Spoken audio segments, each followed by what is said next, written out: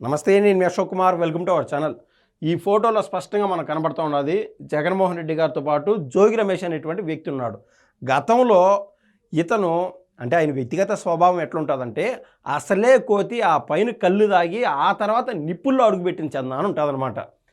చాలామందికి జోగి రమేష్ సహచరులు ఎవరైతే ఉన్నారో వాళ్ళందరికీ మంత్రి పదవులు వచ్చాయి, నాకు ఇంకా మంత్రి పదవి రాలేదు కదా అని చెప్పి అంది వచ్చినటువంటి ఒక అవకాశం ఏదైతే నారా చంద్రబాబు నాయుడు గారి ఇంటిపైకి ఆయన దాడికి దిగినాడో అదే ఆయన పైన కేసుకి కారణమైంది. కారణం అంటే కేసు పడితే పడినచ్చు కాక ఆయన ఏ రోజు జైలు పోయినటువంటి దాఖలాలు లేవు, కనీసం మెజిస్ట్రేట్ ముందు హాజరైనటువంటి దాఖలాలు కూడా లేవు గతంలో జగన్మోహన్ రెడ్డి గారి కాలంలో. అయితే ఆయన స్వభావం ఎక్కడికి పోలేదు కాబట్టి ఆయన మంత్రి కావడానికి ఉన్నటువంటి ఏకైక కారణం ఏదైనా ఉన్నదంటే ఆయన వ్యక్తిగత స్వభావం. ఈ మాదిర సాక్షాత్తు మాజీ ముఖ్యమంత్రి అంటే అప్పట్లో నారా చంద్రబాబు నాయుడు గారి ఇంటిపై కూడా దాడి దిగినట్టు ఈడేం సామాన్యుడు కాదురా అని చెప్పి జగన్మోహన్ రెడ్డి గారు ఆయనకి మంత్రి పదవి కట్టబెట్టాడనమాట. ఏది ఏమైనా కూడా ఈయన ఏం చేసినాడు, అప్పట్లో ఆంధ్ర రాష్ట్రం ఏదైతే సింహాద్రి సినిమాలో కేరళకు జూనియర్ ఎన్టీఆర్ పోతాడనమాట. ఆ క్రమంలో ఒక సీన్ చూపిస్తారు. అంటే కేరళ రాష్ట్రం మొత్తం బాయ్స్ ఆఫ్ ఉక్కు పిడికిల్లో నలిగిపోతూ ఉంటుంది. ఆ మాదిరి జగన్మోహన్ రెడ్డి గారి కాలంలో జగన్మోహన్ రెడ్డి గారు ఇచ్చినటువంటి మాట ఏంటంటే రాష్ట్రం అంతా సంపూర్ణ మద్యపాన నిషేధం చేస్తాను అని చెప్పి కూడా, కానీ దాంట్లో కూడా డబ్బులు దండుకోవచ్చు అనేటువంటి ఒక ఆయనకి ఏదైతే కుటిల యత్నం ఉండదో దాంట్లో భాగంగా ఈయన ఆ రోజు మద్యం స్కామ్కి ఒడిగట్టాడు. లీగల్గా బయటికి వచ్చినటువంటి ఆథెంటికేటెడ్ డాక్యుమెంటేషన్ ప్రకారం చూస్తే ఏకంగా 3,700 కోట్ల నుంచి 4,500 కోట్ల వరకు దోచుకున్నారు అనేది వాస్తవం. ఒక పక్క రాష్ట్రం మాత్రం అట్టుడికి పోతా ఉంటే దాదాపు 33,000 నుంచి 38,000 మంది ఆడ చచ్చిపోతే ఆ మద్యం దాగి ఈ గ్యాప్లో జోగి రమేష్ అనేటువంటి వ్యక్తి ఆయనకు ఉన్నటువంటి మంత్రి పదవి మూలాన మనం ఎవడు రాపేది, నెక్స్ట్ 30 ఏళ్ళలో జగన్మోహన్ రెడ్డి గారే కదా ఉంటారు మన రాష్ట్రంలో ముఖ్యమంత్రిగా అని చెప్పి ఆ రోజు ఆయన కల్తీ మద్యానికి ఒడిగట్టాడు. అటు ఇబ్రహీంపట్నం కేంద్రంగా కావచ్చు, మురకల చెరువు కేంద్రంగా కావచ్చు, ఆయన కల్తీ మద్యానికి అయితే ఒడిగట్టాడు. ఏదైనా కూడా ఈరోజు మనం సంపాదించే డబ్బు అన్న విషయాలుగా ఏదైనా కూడా ఈ కాలంలో చేసినటువంటి తప్పు అంటే ఈ జన్మలో చేసినటువంటి తప్పు ఈ జన్మలోనే ఖచ్చితంగా అనుభవించి తీరాలా, కర్మ రిటర్న్స్ వెరీ వెరీ సూన్ అని ఏ విధంగా అయితే చెప్తారో ఆ మాదిరి ఆయనకి ఈ యొక్క మంచి ప్రభుత్వం వచ్చి ఈయనంటూ అరెస్ట్ అయినాడు ఏది కల్తీ మద్యం కేసులో. కానీ ఈయన చెప్తున్నటువంటి మాట ఏంది, నేను అవసరమైతే తిరుమలకు వచ్చి ఒట్లేస్తాను, ఈవెన్ కనకదుర్గమ్మ గుడి ముందుకు కూడా పోయి దీపం పట్టుకొని ఒట్టేస్తాను, నాకు అసలు కల్తీ మద్యంలో ఎటువంటి సంబంధం లేదు అని చెప్పి కొట్టేశాడు. సహజంగా న్యూట్రల్గా అంటే పార్టీలకు అతీతంగా ఎవరు మంచి చేస్తే వాళ్ళు కోటేద్దాంలే అనుకునేటువంటి వాళ్ళు ఏమనుకుంటారంటే, ఊరినైనా జోగి రమేష్ అంతా నికార్సుగా నిజాయితీగా చెప్తున్నాడు, ఆయనలో నిజాయితీ ఉన్నది కాబట్టి ఆ మాదిరి చెప్పగలుగుతున్నాడు కదా. ఈ లోపు అంటే నారా లోకేష్ గారు ఈ యొక్క టీడీపీ ప్రభుత్వం ఈ కూటమి ప్రభుత్వం తప్పులు చేసిందని చెప్పి భావించేటువంటి ఆస్కారం ఉంది. కానీ నిన్న మొన్న విడుదలైనటువంటి ఆ విషయాలు చూస్తే క్లారిటీగా మనకు అర్థమవుతుంది. జోగి రమేష్ గారు మొహమాట లేకుండా ఇంటికి బయట కూడా ఆయన ఏ మతం అయితే ఫాలో అవుతున్నాడో ఆ మతానికి సంబంధించినటువంటి సింబల్ని ఆడ పోర్ట్రేట్ చేసి పెట్టుకున్నాడు. ఆ ఇంట్లో కూడా ఆయన ఇంటి బయట కూడా. దాన్ని బట్టి అర్థమవుతుంది అంటే అవకాశం దొరికిన ప్రతిసారి యథారాజా తదా ప్రజ అన్నట్టు జగన్మోహన్ రెడ్డి గారు ఏ విధంగా అయితే వేరే మతాన్ని ఫాలో అవుతారో అదే మాదిర బొమ్మన కరుణాకర్ రెడ్డితో పాటు ఇలాంటి వాళ్ళు చాలామంది వైసీపీలో బ్యాచ్ ఉన్నారనమాట. సరే, ఏ మతమైనా ఫాలో అవచ్చు, అది వాళ్ళ వ్యక్తిగతం. కానీ ఈలోపు హిందూ మత విశ్వాసాలని దెబ్బకొట్టే విధంగా, ఇబ్బంది పెట్టే విధంగా, దాన్ని తక్కువ చేసి చూపించే విధంగా ఏం చేశారు, ఆ మతాలపైన ఆ మతాలకు సంబంధించినటువంటి దేవుళ్ళపైన ఒట్లేయడమైంది. తప్పు చేసావో ఆడ శిక్ష ఖరారు అవుతుంది. ఈలోపు ఈ సిట్టి ఏదైతే పడిందో ఈ కల్తీ మద్యం స్కామ్ ఏదైతే ఈ చేసినటువంటి నిర్వాహకం మూలన వీళ్ళు ప్రతి ఒక్కరు కూడా చేసినటువంటి తప్పుల్ని బయటికి తీయడం మొదలుపెట్టారు.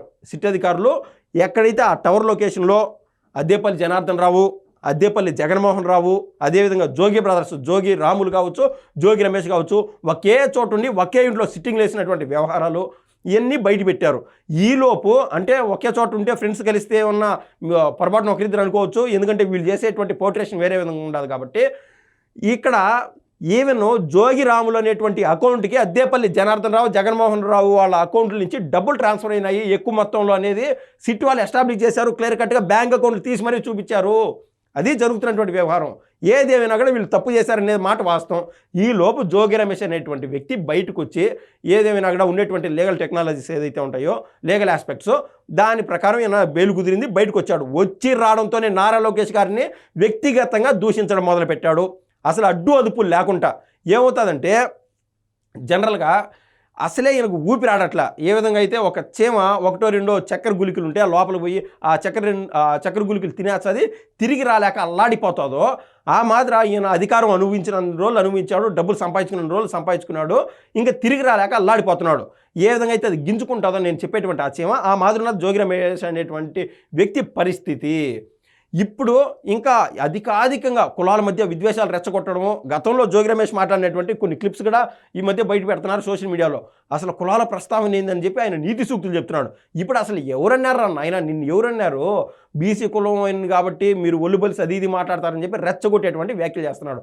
ఇదే ఏ విధంగా అయితే అంబేద్కర్ గారు రాసినటువంటి రాజ్యాంగంలో right to freedom of expression ఇవన్నీ ఉంటాయి, అదేవిధంగా మన మతం పైన మనకు ప్రేమ ఉండొచ్చు కానీ ఇతర మతాలపైన గౌరవం ఉండాలి, ఒకవేళ గౌరవం లేకున్నా కూడా వ్యక్తిగత దూషణలు దిగకూడదు అని చెప్పి ఆ లాలో ఉన్నటువంటి అన్నీ మర్చిపోయినాడేమో జోగి రమేష్.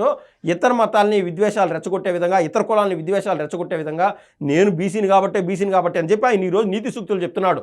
ఈలోపు ఆయనకు మర్చిపోయినటువంటి విషయం ఏంటంటే, స్వయంగా గౌడు కులస్తుల్లో పుట్టినటువంటి పాపం అమర్నాథ్ అనేటువంటి బాలుని 12 ఏళ్ళు 13 ఏళ్ళ బిడ్డ పాపం వాళ్ళ అక్కని హరాస్ చేస్తున్నారని చెప్పి ఆ పోలీస్ స్టేషన్ పోయి కంప్లైంట్లు చేశారు, అది ఇది చేశాం. అక్కడ ఏ రోజు ఆయనకి న్యాయం జరిగినటువంటి దాఖలాలు లేవు.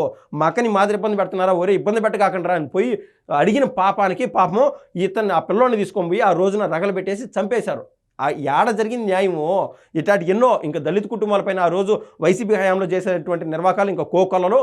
ఈ క్రమంలో జోగి రమేష్ చేసినటువంటి తప్పులు ఏమున్నాయంటే, నారా లోకేష్ గారిని వ్యక్తిగతంగా దూషించారు. జనరల్గా ఎవరైనా ఏ పార్టీలోనైనా అర్థం చేసుకోండి, నారా లోకేష్ గారిని దూషించారు. ఆ ప్లేస్లో మీరున్నారు, మిమ్మల్ని ఏదైనా వ్యక్తిగతంగా దూషిస్తే మీరు ఏం చేస్తారు? పోయి పాడుమని కొడతారా, తిడతారా, పోలీస్ స్టేషన్ పోయి కంప్లైంట్లు పెడతారా? మన తప్పదు కదా. జోగి రమేష్ లాంటి వ్యక్తి మాత్రం మనం ఇడిసిపోలేదు. ఏ విధంగా అయితే పిచ్చి కుక్క ఊర్లో అందరిపైన పడి కరుస్తూ ఉంటే మున్సిపాలిటీ వాళ్ళకు ఫోన్ చేసి పోయి తీసుకొని పోండి అని చెప్పి మనం ఫోన్లు చేసి ఆ కుక్కల్ని ఎత్తి పంపించేస్తామో, అదే మాదిరి జోగి రమేష్ అనేటువంటి వ్యక్తిని ఈ రోజున పోలీసు వాళ్ళకు అప్పగించడం అనేది మన బాధ్యత ఒక పౌరుడిగా. ఇదే మాదిర జోగి రమేష్ అనేటువంటి వ్యక్తి ఏ విధంగా అయితే మిమ్మల్ని తిట్టాడు అనుకోండి, మీకు అర్థమవుతుంది, ఆ బాధ మీకు అర్థమవుతుంది. స్వయంగా నారా లోకేష్ గారిని తిట్టినప్పుడు ఆటోమేటిక్గా ఆయన అభిమానులు వీళ్ళు కేసులు పెట్టారు. రాష్ట్రంలో ఇప్పటి వరకు 4 కేసులు రిజిస్టర్ అయినాయి. పెరుమాళపల్లికి సంబంధించినటువంటి ఈశ్వర్రెడ్డి అనేటువంటి వ్యక్తి ఒక కేసు పెట్టాడు, తిరుపతిలో ఒక కేసు, ఇబ్రహీంపట్నంలో మరో కేసు, చిత్తూరులో మరో కేసు. ఓవరాల్గా 4 కేసుల్లో జోగి రమేష్ మరోసారి ముద్దాయి అయినాడు ఈ రోజున. ఏదేమైనా కూడా ఈ పిచ్చి కుక్కని రోడ్లపైకి వదిలినా, సమాజంలో వదిలినా కూడా మొత్తం కులాల మధ్య విద్వేషాలు రెచ్చగొట్టలేస్తాడు, ఓళ్ళోళ్ళు తనుకొని చేస్తారు. ఈ లోపు 1 సంవత్సరం 2 ఏళ్ళలో జగనన్న చెప్పినట్టు కళ్ళు మూసుకుంటే మళ్ళీ మనం అధికారంలోకి వచ్చాము, పాదయాత్రలు చేసేస్తాము, మన హవా ఉంటుందని చెప్పి ఇలాంటి వాళ్ళని రోడ్లపైకి వదిలేస్తున్నాడు జగన్మోహన్ రెడ్డి గారు.